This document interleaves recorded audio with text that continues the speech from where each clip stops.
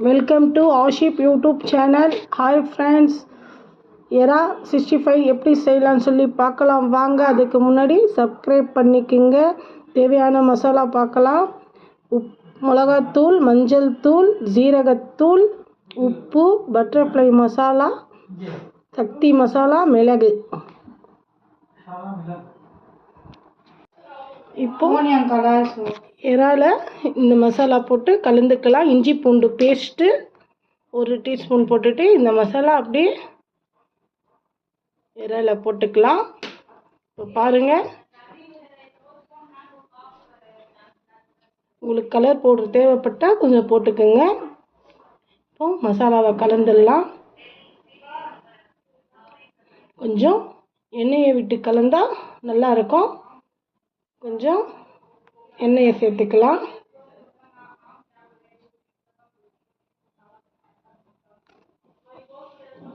இப்போ மசாலா நல்லா கலந்து வச்சுக்கலாம். அதுக்கப்புறம் மசாலா கலந்த பிறகு அதுக்கப்புறம் கொஞ்சோண்டு 1 டீஸ்பூன் கடலை மாவு, 4 டீஸ்பூன் அரிசி மாவு, பச்சை அரிசி மாவு.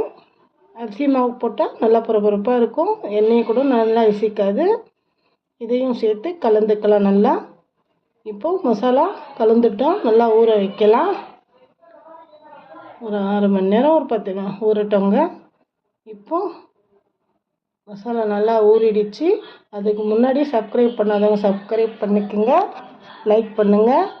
கடாயில் எண்ணெயை போட்டுக்கலாம். பாருங்கள், எண்ணெயை சேர்த்துக்கலாம். எண்ணெய் சூடான பிறகு எண்ணெய் சூடாக வந்துடுச்சு.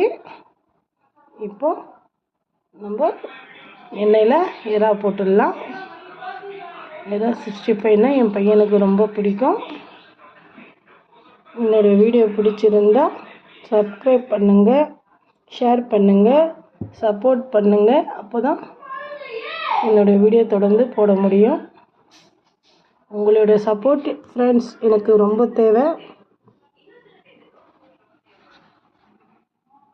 உங்களுக்கு யாருக்கு எறா பிடிக்கும்னு கமெண்ட்ஸில் சொல்லுங்கள். பாருங்கள், ரெடி ஆகிடுச்சு. இப்போ திருப்பிடலாமா? ஏன்னா ரொம்பவும் எறா இது பண்ண விடக்கூடாது, லப்பர் மாதிரி ஆகிடும். கொஞ்சம் சீக்கிரமாகவே எடுத்துடணும். எறாவை திருப்பி போட்டுடலாம்.